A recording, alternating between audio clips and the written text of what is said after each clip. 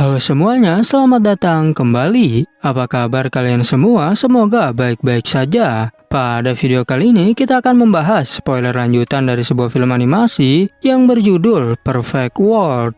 Baiklah, daripada kalian semua penasaran, mari kita mulai saja pembahasan spoiler lanjutan untuk episode kali ini. Tanpa berbasa-basi lagi, langsung saja kita mulai videonya.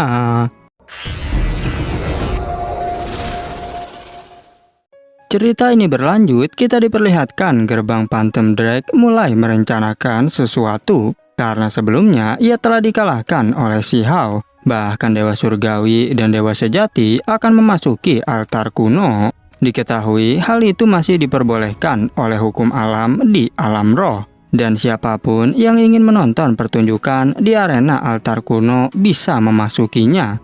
Hanya saja seorang praktisi yang masuk ke alam roh, maka kekuatan kultivasinya akan ditekan sampai ke ranah ahli tertinggi. Hal ini juga berlaku bagi semua praktisi hingga Dewa Surgawi. Tetapi para dewa dari Phantom Drake tak mempermasalahkan hal tersebut, karena mereka akan melakukan apa saja untuk bisa membunuh karakter dosa. Kemudian mereka segera mengumpulkan semua temannya untuk berangkat ke alam roh.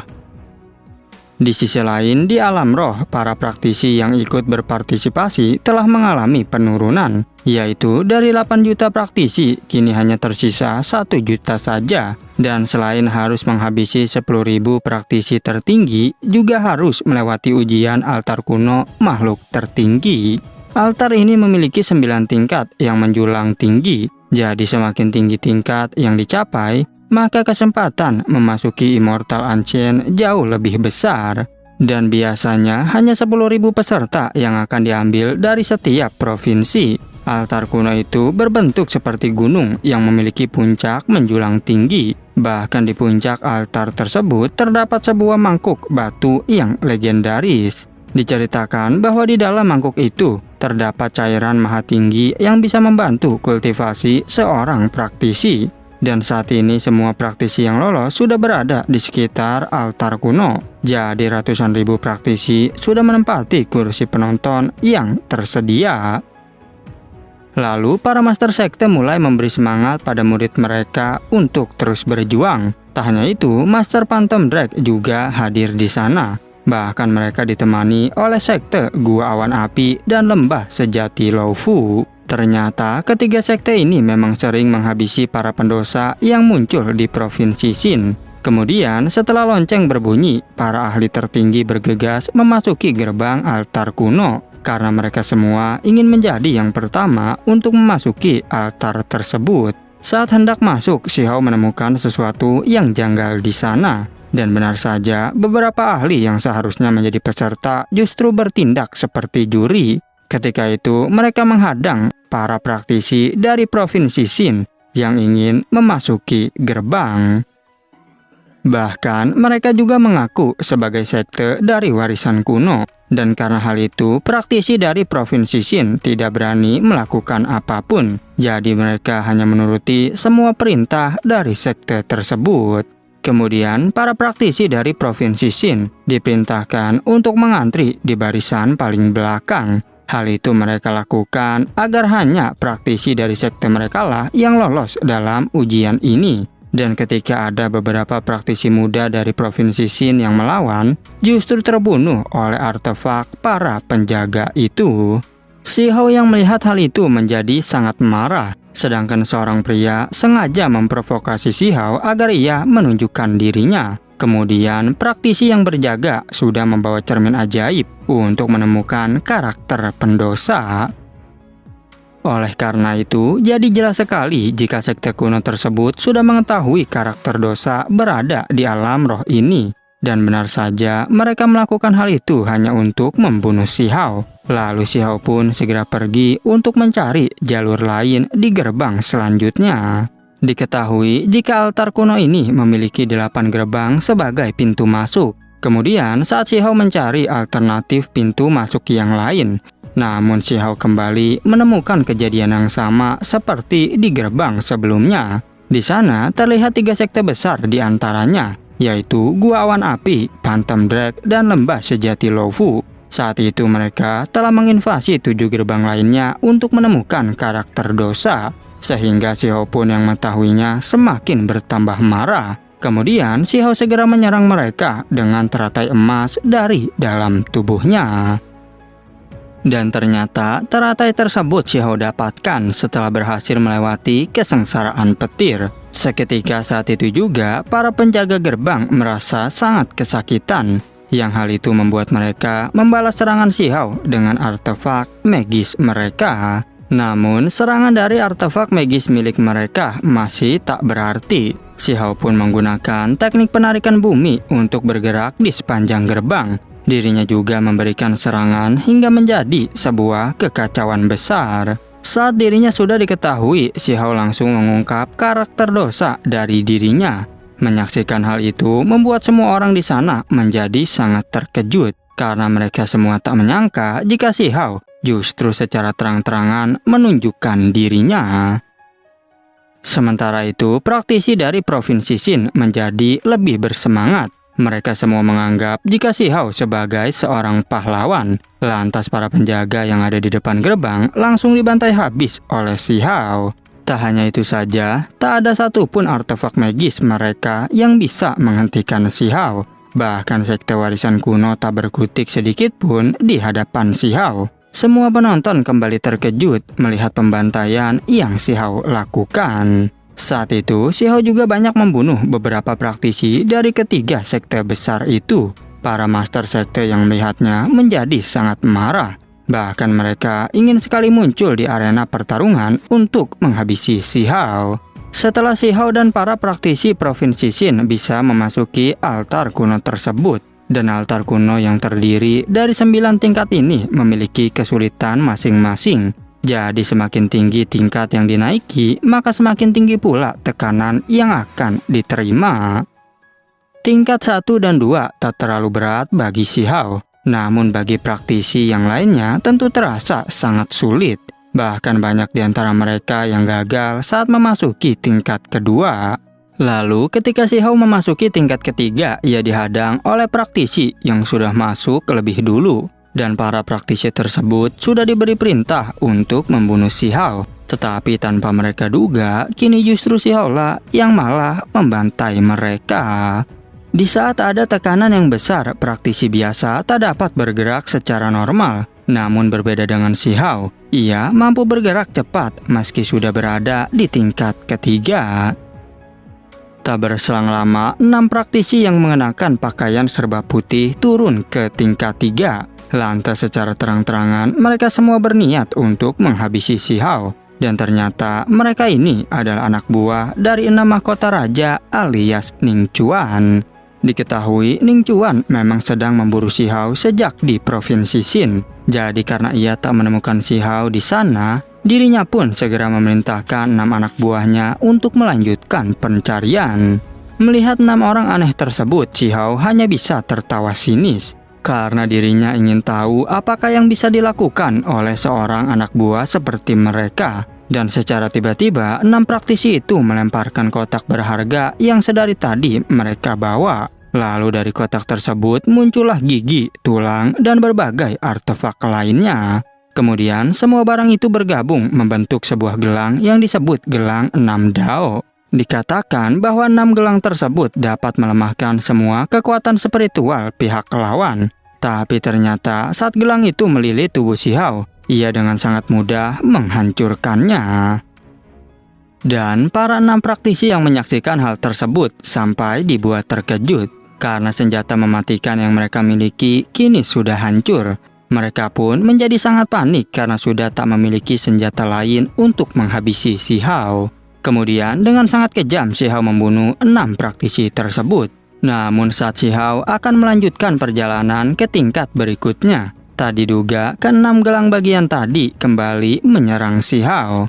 Dan saat gelang itu sudah akan mendekati Xiao, tiba-tiba saja seorang wanita dari kursi penonton menarik semua gelang tersebut dan lalu menghilang. Tapi semua orang tak menyadari siapakah sebenarnya yang telah mengambil gelang itu.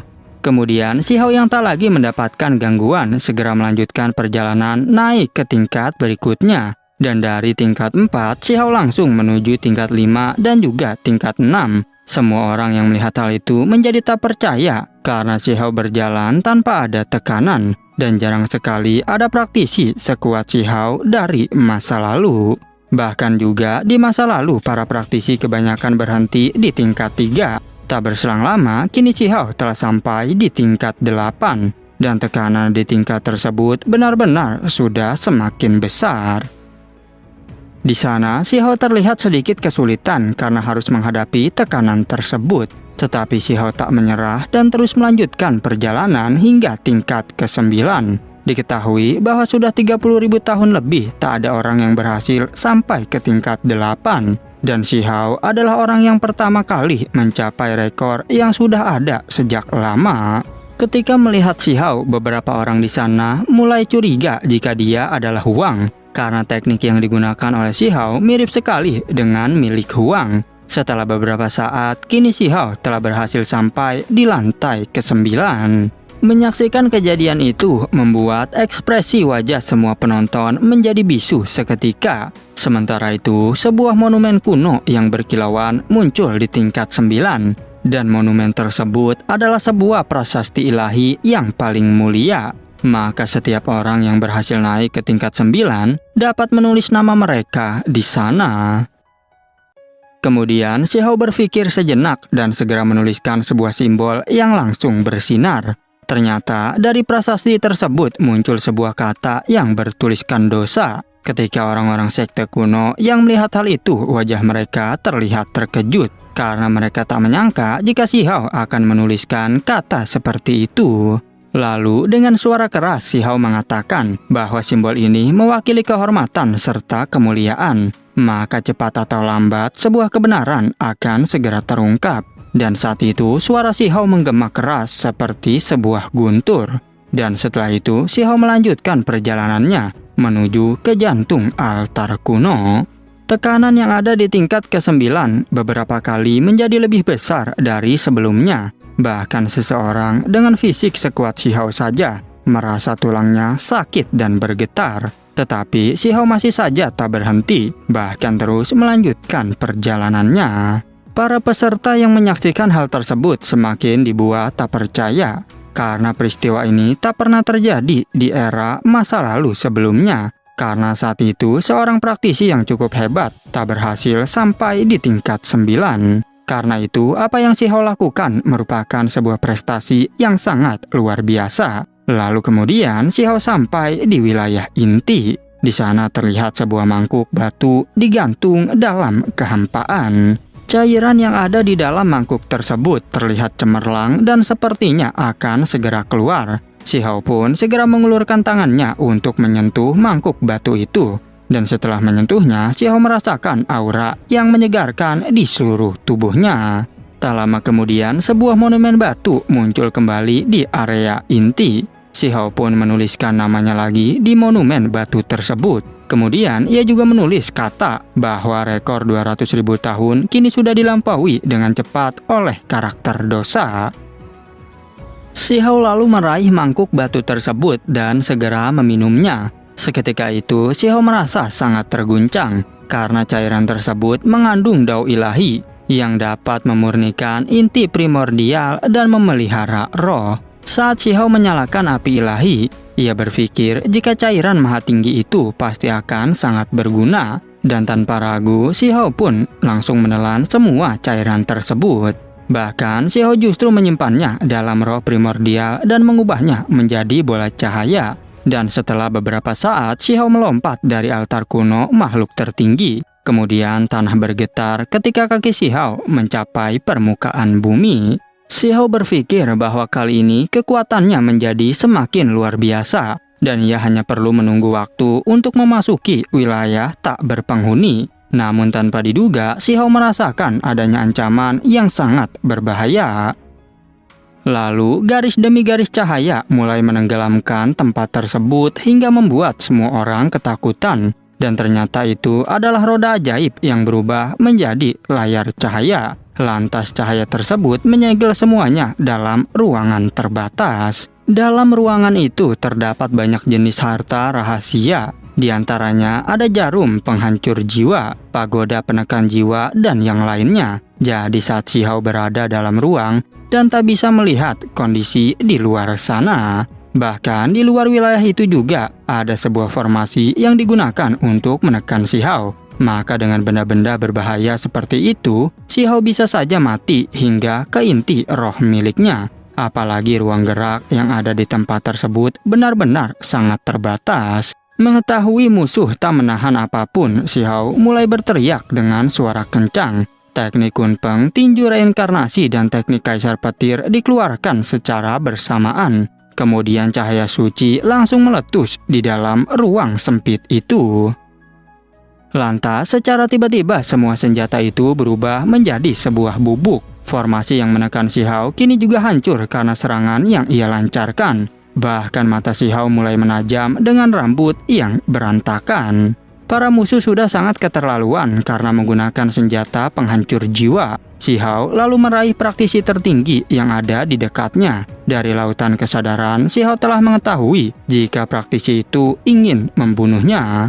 Dengan amarah yang sudah tak terbendung, Si Hao melompat ke bangku penonton. Ia segera mencari seorang dewa dari 3 sekte kuno yang sudah menekannya sejak awal. Dan tempat para penonton pun langsung meledak. Hal itu membuat mereka semua berteriak ketakutan karena melihat Si Hao yang mengamuk seperti iblis.